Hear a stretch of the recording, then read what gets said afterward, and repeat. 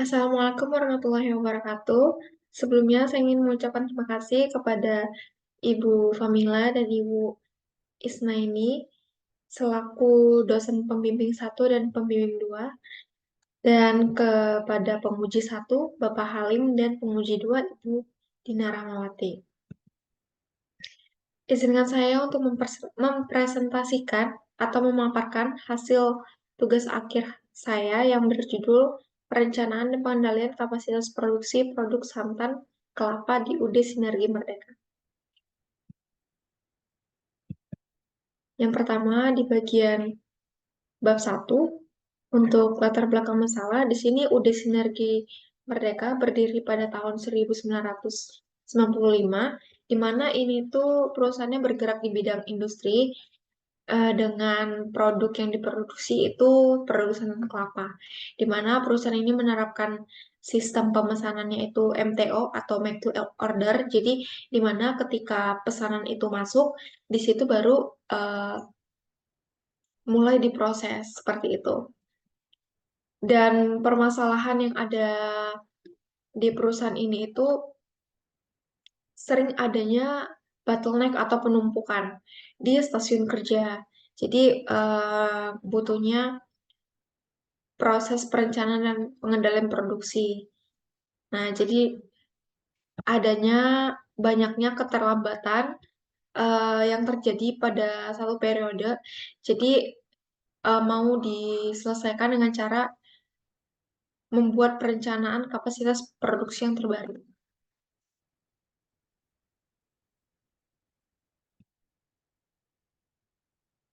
Selanjutnya, tujuan penelitian.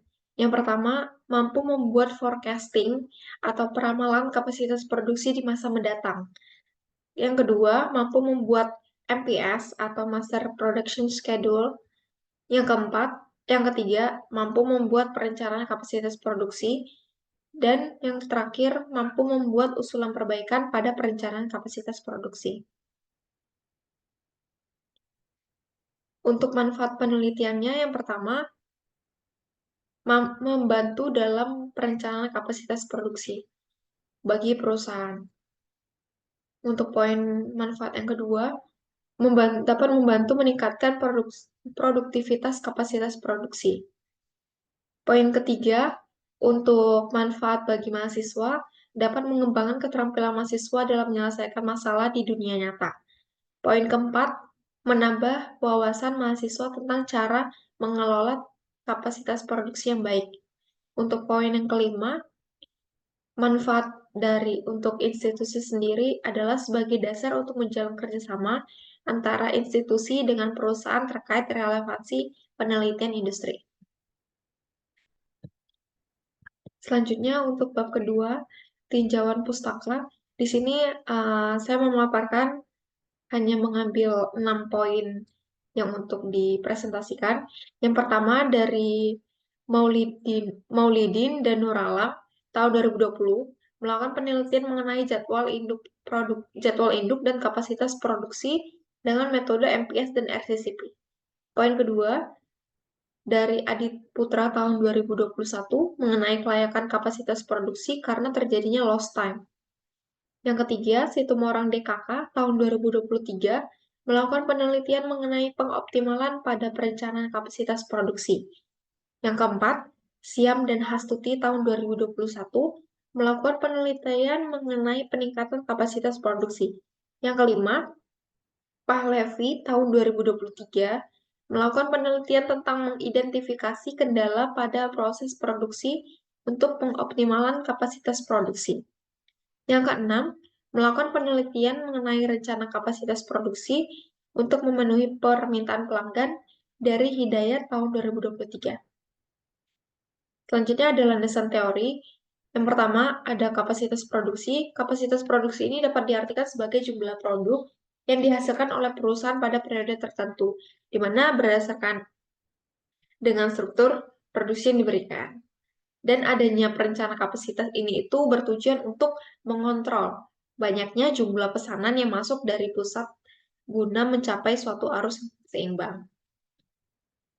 Selanjutnya tentang peramalan. Ramalan atau forecasting ini itu merupakan cara untuk kita memprediksi kejadian di masa mendatang gitu. Jadi kita untuk melakukan penyusunan perencanaan yang baru berdasarkan hasil peramalan dari kapasitas produksi. Selanjutnya ada MPS. MPS ini itu Master Production Schedule, atau bisa dibilang kita membuat jadwal induk produksi dengan membuat penjadwalan eh, jumlah produk dalam satu periode itu. Next, kita masuk di bab 3 tentang metode penelitian. Yang pertama ada alur penelitiannya. Yang pertama kita mengidentifikasi dulu tuh di sana masalahnya apa. Kemudian kita mencari referensi atau studi pustaka. Kira-kira apa sih yang perlu kita gali dari permasalahan itu? Apa yang perlu diselesaikan? Yaitu tentang perencanaan kapasitas produksi. Untuk pengumpulan datanya, di sini saya mengumpulkan data permintaan penjualan. Yang kedua ada data proses tiap stasiun kerja. Selanjutnya ada data keterlambatan eh, selesainya produk atau keterlambatan produksi. Nah, untuk pengolahan datanya di sini yang pertama diperoleh data proporsi waktu work center. Jadi nanti ada waktu proses dan ada waktu proporsinya gitu. Nah, yang kedua membuat peramalan permintaan. Poin ketiga nanti akan merancang MPS. Selanjutnya menghitung kapasitas produksi. Dilanjut dengan membuat perbandingan antar kapasitas produksi yang udah kita buat dari masing-masing work center. Selanjutnya melakukan uji kelayakan. Nah, selanjutnya dari permasalahan yang ada tentang tidak layak, jadi kita membuat usulan perbaikan apa sih yang harus diperbaikin seperti itu. Jadi nanti setelahnya ketika kita sudah tahu apa yang perlu diperbaiki dari usulan perbaikan ini, nanti kita memulai membuat perencanaan kapasitas produksi yang terbaru dengan mengulang dari poin ke 4, 5, dan 6. Kita membuat kapasitas produksi terbaru, membuat perbandingan kapasitas produksi yang terbaru, terus melakukan uji kelayakan yang terbaru. Nah, selanjutnya kita melakukan analisis nih dari before after-nya gitu.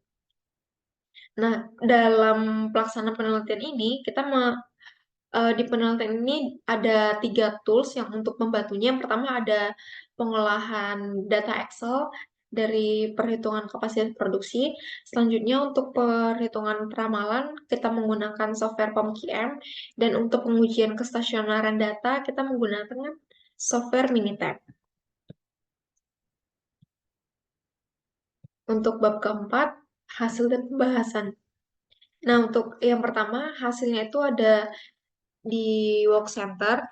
Work Center itu berisi tentang hasil perhitungan data waktu proses. Nah, di sini masing-masing waktu prosesnya di pemarutan kelapa dan di pemerasan kelapa.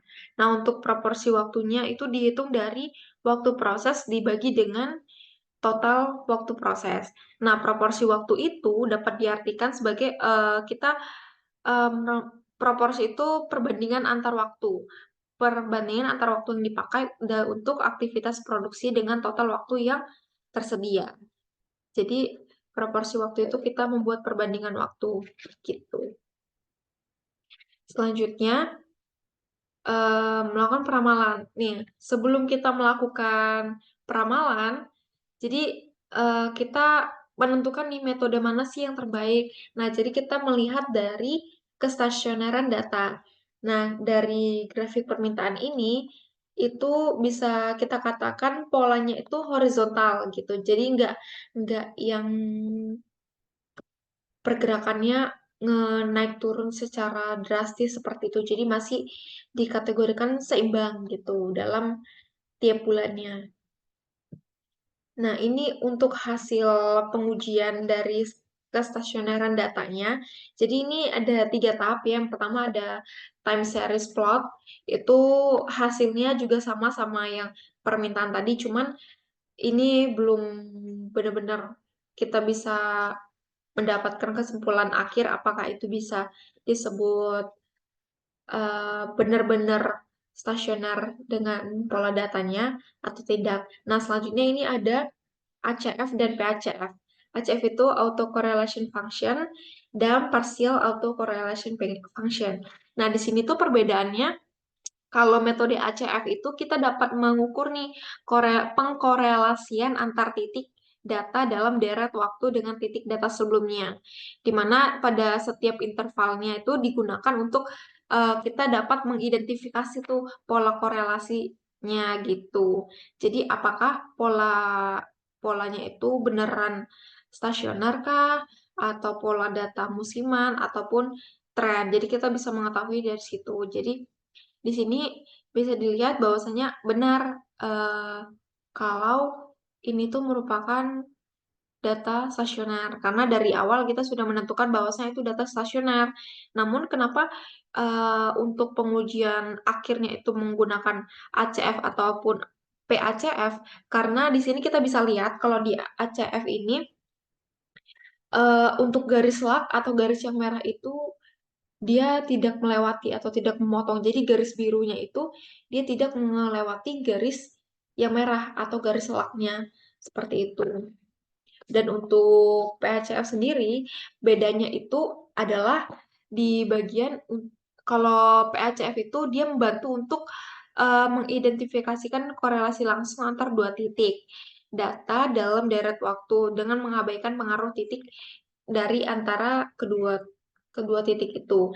Nah, jadi bisa kita lihat kan kalau PACF itu dia sama juga ketika garis birunya melewati garis merah atau garis laknya itu berarti dia tidak stasioner. Nah, jadi itu untuk mencari kesimpulannya jika garis birunya itu melewati garis lak atau garis merah itu lebih dari 3, itu berarti dia dikatakan tidak stasioner. Nah, karena di data ini dia tidak melewati garis lak atau garis merah, maka dapat dikatakan stasioner. Seperti itu. Nah, ini untuk pola data stasioner, kita ada mengambil pengujian 3 metode, yaitu metode NIV, terus metode moving average, dan metode single exponential smoothing. Nah, ini untuk hasil dari metode naive. Nah, selanjutnya ini untuk metode pengujian, hasil pengujian metode moving average. Di sini kita melakukan pengujian dari N1 sampai N12 karena kita mau mencari mana sih untuk nilai error terbaik gitu. Jadi kita ingin mencari nilai N terbaik dari N1 sampai N12. Jadi kita perlu melakukan pengujian di seluruhnya seperti itu. Selanjutnya ada metode single exponential smoothing. Nah, di sini kan kita nggak tahu untuk pakai alpha berapa. Jadi kita melakukan pengujian juga nih dari alpha 0,1 sampai 0,2. Nah, jadi yang diperoleh adalah alpha 1,0. Berdasarkan hasil pengujian ketiga metode itu, nah kita dapat melakukan perbandingan nih di antara errornya mana sih error yang terbaik gitu, atau apa sih mana sih dari ketiga metode itu dapat dikatakan metode terbaik gitu. Nah, jadi di sini untuk metode paling terbaiknya itu adalah moving average. Jadi di sini untuk peramalan kita menggunakan metode moving average. Nah, selanjutnya ini hasil dari MPS. Nah, di sini rencana produksi per bulannya bisa dilihat pada tabel dan ini hasil perolehan dari ramalan. Nah, ini perhitungan kapasitas produksinya. Yang pertama ada kapasitas yang tersedia. Di sini hasil perolehannya dapat dilihat pada tabel ya. Dan untuk cara perhitungannya di sini bisa kita lihat di sini ada rumusnya untuk kapasitas tersedia. Cara menghitungnya itu dari jumlah hari kerja dikali jam kerja dikali jumlah mesin, jumlah shift, dan utilitas dan efisiensi. Nah, di sini untuk pencarian nilai utilitas dan efisiensi kita menggunakan berdasarkan unit gitu.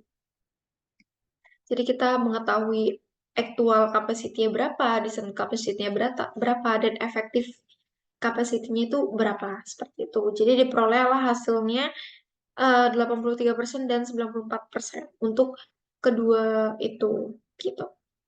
Nah, selanjutnya ada kapasitas yang dibutuhkan. Di sini ya, cara perhitungan kapasitas yang dibutuhkan itu adalah dari total kapasitas ini. Dari total kapasitas ini caranya itu adalah runtime dikali dengan demand. Jadi runtime-nya itu dari total total waktu proses yang tadi yang di poin pertama dikali dengan demand. Demand-nya itu yang ini gitu. Nah, jadi untuk kebutuhan kapasitasnya yang di sini, itu cara memperolehnya adalah hasil proporsi dikalikan dengan total kapasitas. Nah, hasilnya semua dapat dilihat pada tabel ya. Selanjutnya ini untuk hasil perbandingannya. Jadi dari kapasitas produksi yang tadi sudah kita peroleh dari masing-masing work center, kapasitas tersedia dan dibutuhkannya ini bisa kita lihat ya pada perbandingan di work center pemorotan kelapa. Di sini kapasitas yang tersedia justru lebih rendah dibandingkan dengan kapasitas yang dibutuhkan. Jadi bisa dibilang terjadi kekurangan kapasitas di pemorotan kelapa. Nah, untuk di pemerasan kelapa, justru sebaliknya, malah di kapasitas tersedianya itu lebih banyak dibandingkan dengan yang dibutuhkan. Next, untuk pengujian kelayakannya di sini saya menggunakan presentasi LC. Presentasi LC itu load capacity di mana ini tuh pengukuran kelayakan. Nah, saya menggunakan ini tuh untuk melakukan eh, pengevaluasian seberapa besar sih kapasitas produksi yang tersedia digunakan dalam proses produksi yang sebenarnya. Nah, tujuannya itu kita dapat membantu menentukan menentukan eh, apakah si kapasitas produksi di setiap work center ini tuh layak atau tidak, seperti itu. Nah, untuk usulan perbaikannya, di sini kita membuat ramalan permintaan untuk periode mendatang. Nah, ini tadi udah dilakukan di awal tadi kan untuk membuat ramalan permintaan. Jadi nanti untuk perbaikan tetap menggunakan ramalan permintaan yang sebelumnya. Nah, untuk poin yang kedua, kita melakukan penambahan mesin. Nah, sebenarnya ada dua poin untuk melakukan apa? Untuk melakukan perbaikan, yaitu kita mau melakukan penambahan jam mesin atau enggak jumlah mesin. Nah, karena dari perusahaan mereka tidak ada namanya jam lembur. Jadi di sini saya putuskan untuk membuat penambahan mesin.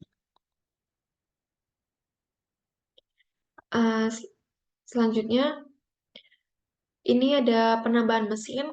Di penambahan mesin itu caranya adalah kapasitas dari nilai selisih ini dibagi dengan total jam kerja per bulan kali utilitas kali efisiensi. Nah, di sini jadinya ini untuk keterangannya kan, jam kerjanya ada 8 jam. Dikali dengan jumlah shift ada 2 hari kerjanya itu ada 7 hari per minggu, dan jumlah minggunya itu ada 4. Nah, jadi totalnya ada 448 dikali 83% sama 94% dari hasil efisiensi dan utilitas yang sudah diperoleh tadi. Nah, ini hasilnya sudah kita lihat ya. Di sini untuk jumlah penambahannya itu 1 unit mesin untuk di pemorotan kelapa.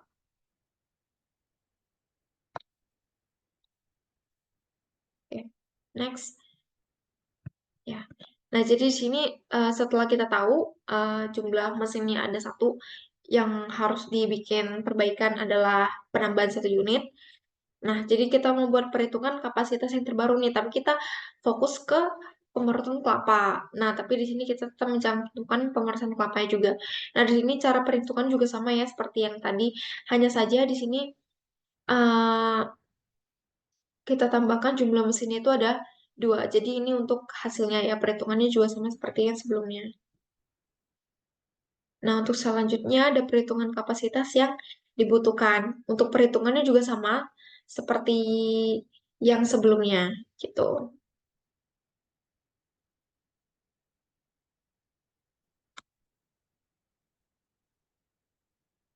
Oke, untuk perbandingannya bisa dilihat work center pemrotan kelapa di sini sudah terpenuhi ya, kapasitas yang tersedianya lebih tinggi dibandingkan dengan yang dibutuhkan gitu.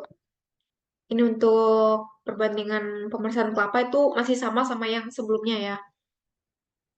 Oke, next untuk pengujian kelayakannya di sini diperoleh eh, hasil pemrotan kelapa itu untuk pengujiannya itu ada naik di 5%. Gitu. Jadi dikatakan layak ya. Nah, selanjutnya ada pengujian before after nih. Nah, ini ada kita lihat ada untuk analisis perbandingan datanya di sini di bagian kapasitas produksi.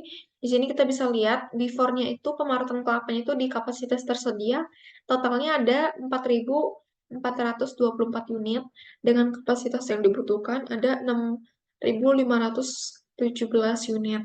Nah, untuk afternya setelah dilakukan perbaikan itu di Work Center Pemanasan Kelapa, kapasitas yang tersedianya ada 10.399 unit dan kapasitas yang dibutuhkan ada 9.865 unit. Dengan utilitasnya sebelumnya itu 83% dan efisiensinya 94% dan afternya utilitasnya 90 dan efisiensinya 102%. Nah, untuk hasil pengujian presentasi LC-nya atau pengujian kelayakannya ini di sini sebelum dilakukan perbaikan di work center pemorotan kelapanya itu ada minus 45% atau dikatakan tidak layak, namun di afternya itu ada 5%. Maaf, ini ada typo ya, 5% bukan 55%. Oke, ini untuk analisis before afternya. Yang pertama, sebelum dilakukan perbaikan, ada terjadi penumpukan pada stasiun kerja. Nah, setelah after melakukan perbaikan, di sini aliran produksi di stasiun kerjanya menjadi lebih lancar dan tidak ada hambatan seperti penumpukan lagi. Nah, poin kedua, before-nya sering terjadi kapasitas produksi yang tidak terpenuhi. Untuk afternya kapasitas produksi produk menjadi terpenuhi. Nah, poin ketiga, produk pesanan pelanggan selesai tidak tepat waktu dan setelah dilakukan perbaikan, pesanan pelanggan dapat selesai sesuai dengan waktu yang telah ditentukan. Next, untuk bab 5, kesimpulan dan saran. Jadi kesimpulannya itu kita jawab dari hasil tujuan. Untuk poin pertama, peneliti telah membuat prediksi permintaan di tahun mendatang melalui teknik peramalan dengan pemilihan metode terbaik yaitu moving average. Dan poin yang kedua, uh, telah membuat MPS atau Master Production Planning menggunakan data dari hasil peramalan permintaan.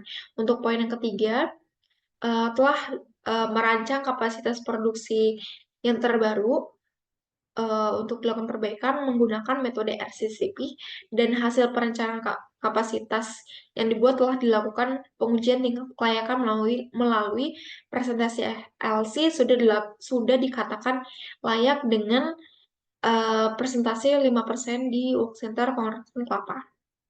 Dan untuk poin keempat, peneliti mampu membuat usulan perbaikan dengan melakukan penambahan 1 unit mesin produksi di Work Center Pembarutan Kelapa. Untuk saran penelitian, jadi penelitian ini tuh dapat dilanjutkan dengan cara fokus pada analisis supply chain secara keseluruhan untuk memahami bagaimana rantai pasokan mempengaruhi kapasitas produksi. Nah, hal ini termasuk analisis dari sumber bahan baku hingga distribusi di produk akhir. Seperti itu. Mungkin sekian dari hasil presentasi seminar tugas akhir saya. Kurang lebihnya, saya mohon maaf jika ada kesalahan penyampaian atau sedikit kata-kata yang tidak dapat diterima, mohon dimaafkan. Sekian dari presentasi tugas akhir saya. Saya akhiri. Wassalamualaikum warahmatullahi wabarakatuh. Audio Jungle.